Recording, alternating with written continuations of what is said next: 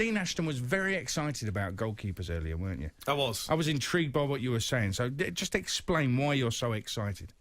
Well, I think obviously with this game, we're not sure if Pickford is going to come back in or whether he has lost his place to Olsen with that injury that he's had as well. And he has been rotated a couple of times this season.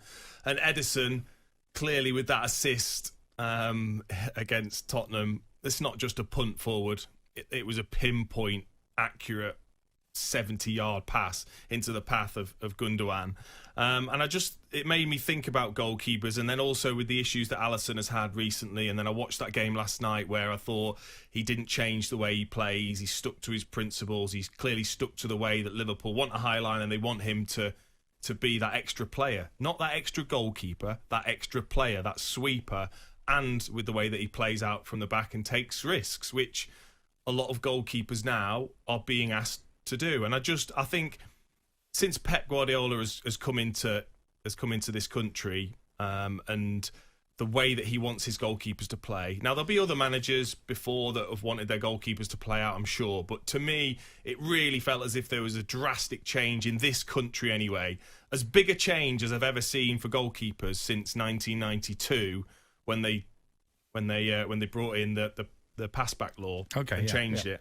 I think for goalkeepers now, there's just such a monumental change in what you have to be as a goalkeeper. Whether they'll even be called goalkeepers, to be honest, in the future, I'm not too sure.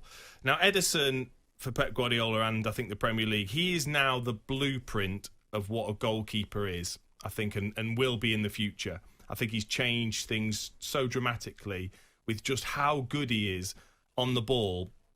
And I think, Pep Guardiola came into Manchester City and he effectively embarrassed the England goalkeeper and, highly decorated Manchester City goalkeeper Joe Hart. He basically embarrassed him out of the club by what he wanted him to do on the ball and how he wanted him to play, and then didn't trust him. And we basically haven't really seen Joe Hart at his best since. I think he's been knocked that much by what happened, and I think that managers maybe don't trust him yet.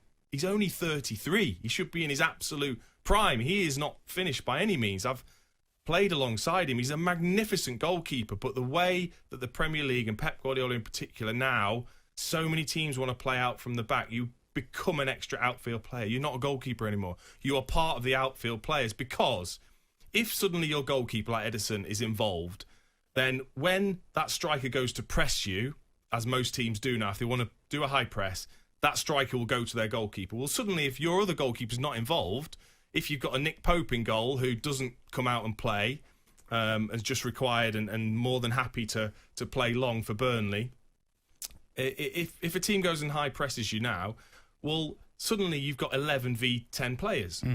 And that's what managers want. They want to be able to play through the press with your goalkeeper as an extra man, beat the press, and suddenly, boom, you can counter-attack against the opposition. Now, obviously, that puts an incredible amount of pressure on goalkeepers to be fantastic with their feet and play as if you're an outfield player. Now, the days of where you hear, get it out, hit it into Rose Ed, that's gone. Managers don't want it.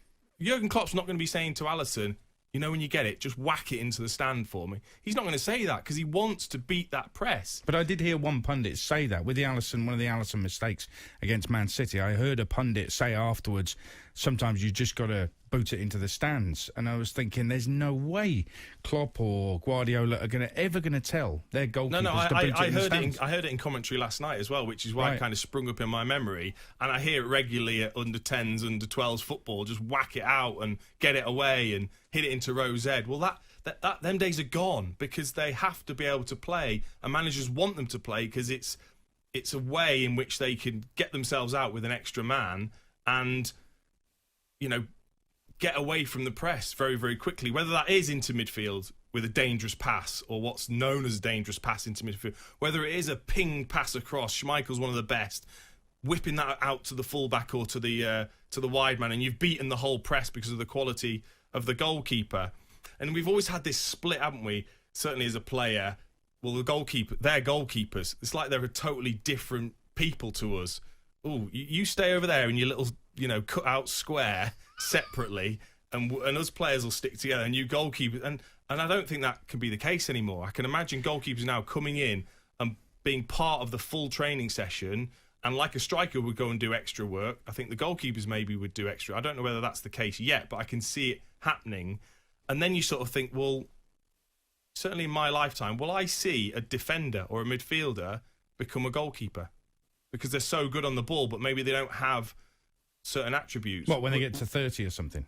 Possibly, or even a youth player that's maybe not quite going to make it as a midfield player, but he's wonderful on the ball, and they go, well, you're 6'3", go and train as a goalkeeper with us for the next two seasons. See if we can develop you as a wonderful outfield player that can also play in goal. Because clearly, you know, goalkeepers are going to make mistakes because of the way that they play, and maybe that's just part of something we have to now understand, is that goalkeepers will make mistakes because some of the managers think that risk outweighs the positivity of playing out and having that extra man. Well, a goalkeeper making a mistake is basically, in the modern game and the game you're talking about, is basically misplacing a pass, which happens with outfield players anyway. So, but it will be highlighted if a goal comes from it. So I was watching, they try and do all this in the lower leagues as well, you know. They've tried, and there is such a black and white view of it from the outside, from pundits, from journalists, from fans.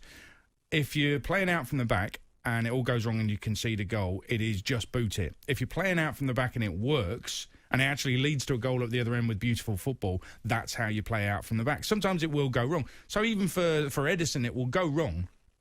But Pep Guardiola won't just abandon the whole thing and say, right, now you stay in goal and next time just whack it upfield. And I've always said that goalkeepers are not footballers, but actually I'm going to have to change that view, because Edison, I believe he may well be on penalties before too long. If he ends up with, 8 penalties, 8 goals, he'll have a few assists, he'll have been a brilliant goalkeeper. He's the player of the year.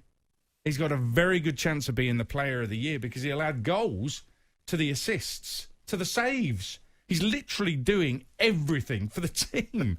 And suddenly he's become the best footballer maybe on the planet, never mind the Premier League. It is. I think you're right. There's been a huge change in goalkeeping that has come about since Pep arrived.